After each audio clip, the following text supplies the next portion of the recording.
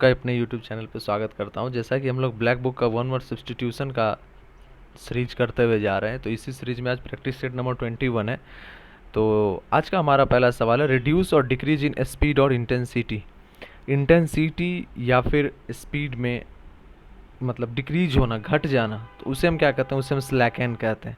स्लैकन मतलब ये होता है घट जाना, गिर जाना। ठीक है। नेक्स्ट क्वेश्चन है, शेक और ट्रेम्बल इन पर्सन्स वॉइस। मतलब किसी व्यक्ति के आवाज़ में एक थरथराहट या फिर ट्रेम्बल होना हो। शेकिंग मतलब ये होता है थरथराना, तो ऐसा थर्राहट हो किसी के आवाज़ में, तो उसे हम क्या कहते हैं? तो उसे हम कहते हैं क्वेवर कहते हैं। क्या उसे हम कहते हैं? उसे हम क्वेवर कहते हैं। तो क्वेवर मतलब ये होता है कि आवाज़ में थरथराना, और ये डर, मेनली डर के कारण होता है कि आपने कुछ चीज़ कर दिया और आप नहीं कह रहे हो, तो उस चीज़ में क्या होता है कि आप क्वेवर करते हो, मतलब आपकी आवाज़ थरथराती है, लड़खड़ाती है। नेक्स्ट सवाल आता है, इजिली ब्रोकन, जिसे आसानी से तोड़ दिया जाए। ये तो बहुत ही आसान सवाल है, इसे हम फ्रेजिल कहते हैं। इसे हम क्या कहते हैं? ऑप्शन नंबर ए, इसे हम फ्रेजिल कहते हैं, जो आसानी से टूट जाए। नेक्स्ट सवाल है, क्रिटिसाइज इन एन एब्यूसिव और एंग्रीली इंसल्टिंग मैनर। मतलब किसी को क्रिटिसाइज करना, मतलब एब्यूसिव फॉर्म है, मतलब गाली टाइप से दे के, या फिर एंग्रीली बहुत ही गुस्सा होकर, मतलब किसी का इंसल्ट करना, क्रिटिसाइज करना, तो उसे हम क्या कहते हैं? तो उसे हम रेविल कहते हैं। उसे हम क्या कहते हैं? उसे हम रेवाइल कहते हैं। REVILE, रेवाइल कहते हैं। उसे हम क्या कहते हैं? उसे हम रेवाइल कहते हैं। नेक्स्ट सवाल हमारे सामने आता है, ए रिमार्केबल कनक्यूरेंस ऑफ इवेंट्स और circumstances without a parent casual connection. तो उसे हम क्या कहते हैं? उसे हम कोइंसिडेंस कहते हैं। मतलब ए रिमार्केबल कनक्यूरेंस ऑफ इवेंट्स और circumstances without a parent casual connection, मतलब उसके साथ कोई भी क्रिया हुआ, सपोज दैट कोई एक्शन हो गया, उसके विषय में हमें कोई कैजुअल कनेक्शन नहीं दिख रहा, मतलब कोई ऐसा कनेक्शन नहीं दिख रहा है कि लगता था कि कहीं हो जाए, है ना, एक कोइंसिडेंस हो गया। हाँ, है ना। सपोज दैट कोई व्यक्ति SSC CGL का एग्ज़ाम दिया, सपोज दैट, और उसका कोई भी चांसेस नहीं लग रहा, और उसने एग्जाम में बैठा और लगा के तुक्का, दम भर तुक्का लगाया, और उसका तुक्का काम कर गया, और फाइनल SSC CGL में वो सेलेक्टेड हो गया और as a post of income tax inspector. तो कोई कैजुअल कनेक्शन नहीं था उसके साथ कि इसका हो ही जाएगा, कि ये बहुत ही अच्छा पढ़ने में था, कि इसका सारा कुछ मेहनत रंग लाए, नहीं। उसका एक मतलब कोइंसिडेंस बना, कुछ ऐसा कारण बना कि हाँ हो गया। तो इस तरह के आप एग्जाम्पल के थ्रू आप इसे याद रख सकते हो कि कोई भी कैजुअल कनेक्शन नहीं हुआ है ना, किसी भी एक ऐसा ऑक्यूरेंस में, इवेंट में, जिसके कारण हो गया, तो इसे हम कोइंसिडेंस कहते हैं। नेक्स्ट सवाल आता है, comfort someone at a time of grief और डिसअपॉइंटमेंट। ये तो बहुत आसान सवाल है कि मतलब कोई किसी को भी आप कंफर्ट देना, सांत्वना देना, मतलब ग्रीफ मतलब होता है, ग्रीफ का मतलब होता है दुख, दर्द, तकलीफ, है ना। अगर आप किसी का दुख या दर्द के समय उसे सहायता करते हैं, कंफर्ट किसी भी तरह से, आपके बातों से हो, आपके डीड्स से हो, किसी भी तरह से आप उसे मतलब मदद करते हो, कंफर्ट करते हो, तो उसे हम क्या कहते हैं? उसे हम कंसोल कहते हैं। ठीक है। तो नेक्स्ट सवाल हमारे सामने आता है कि a public disgracing arising from shameful conduct. मतलब एक पब्लिक डिसग्रेस फैल जाना, मतलब आप किसी तरह का सेमफुल काम किया, मतलब सेम मतलब होता है लज्जावश, ऐसा काम जिससे कि आपको लाज आनी चाहिए, तो ऐसा काम आपने किया जिससे पब्लिक का डिसग्रेस मिले, तो उसे हम क्या कहते हैं? तो उसे हम कहते हैं ऑप्रोब्रियम कहते हैं। क्या कहते हैं? उसे हम ऑप्रोब्रियम कहते हैं। ठीक है।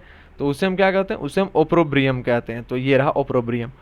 नेक्स्ट सवाल हमारे सामने है, द एक्शन ऑफ ड्राइविंग और पुशिंग फॉरवर्ड। किसी भी चीज को आगे की तरफ पुश करना, या मतलब फॉरवर्ड के साइड पुश करना, उसे हम क्या कहते हैं? उसे हम प्रोपेल्सन कहते हैं। सपोज दैट आप फिजिक्स में पढ़ोगे एक word, the propulsion of rockets, the propulsion of rockets, या फिर आपने पढ़ा होगा द प्रोपेल्सन ऑफ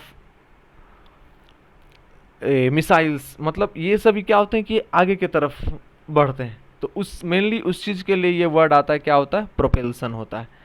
नेक्स्ट सवाल हमारे सामने आता है, state of disorder due to absence और नॉन रिकॉग्नाइजेशन ऑफ अथॉरिटी और any other controlling system. Suppose that किसी कंट्री में कोई कंट्रोलिंग पावर नहीं है, उसका एब्सेंस है ना, कोई अथॉरिटी नहीं है। सपोज दैट पाकिस्तान, वहाँ का मान लेते हैं कोई अथॉरिटी नहीं है, तो वहाँ पे क्या हो जाता है? अराजकता फैल जाता है, और उसी को हम क्या कहते हैं? उसे हम एनार्की कहते हैं।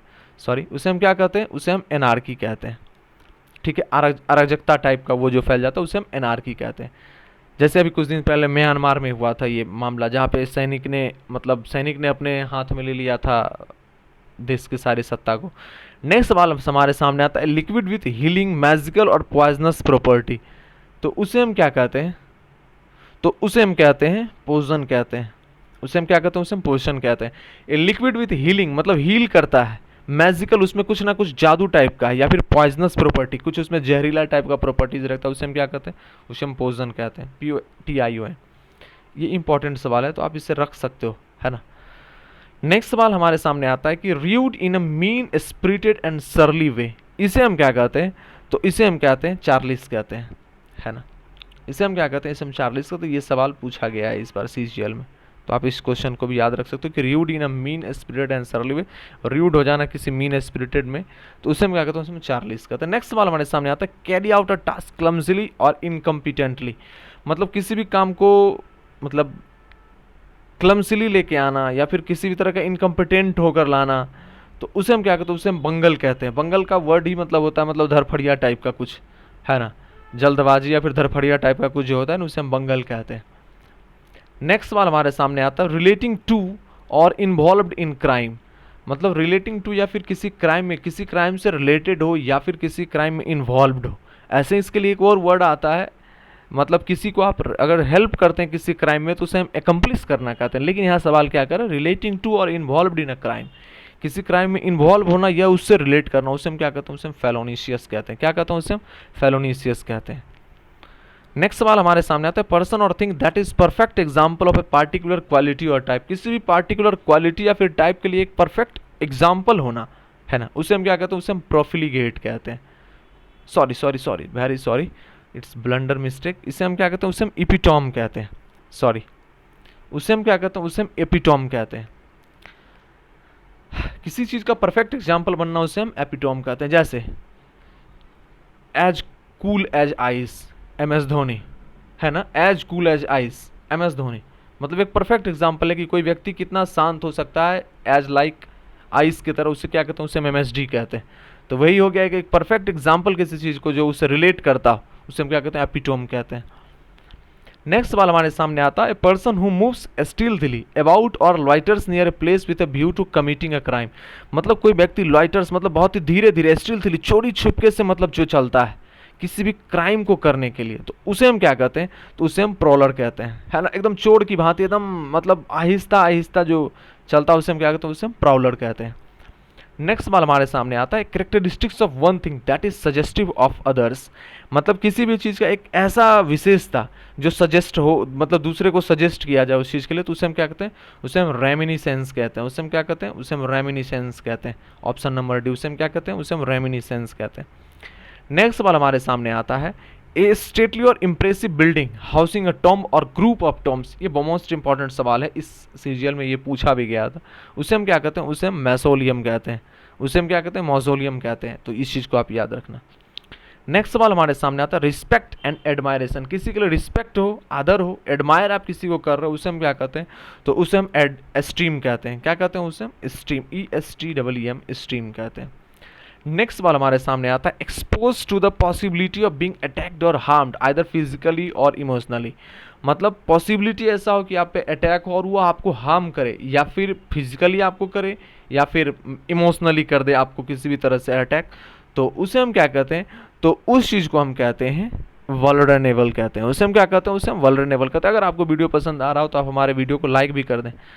नेक्स्ट सवाल हमारे सामने आता है आज का कि involving many carefully arranged parts of details detailed and complicated in design and planning, उसे हम क्या कहते हैं, उसे हम फैजिल कहते हैं। उसे हम क्या कहते हैं, उसे हम फैजिल, ऑप्शन नंबर बी, मतलब बहुत ही सोच समझ के कुछ चीज़ भी, मतलब है ना, उसे हम फैजिल कहते हैं, है ना।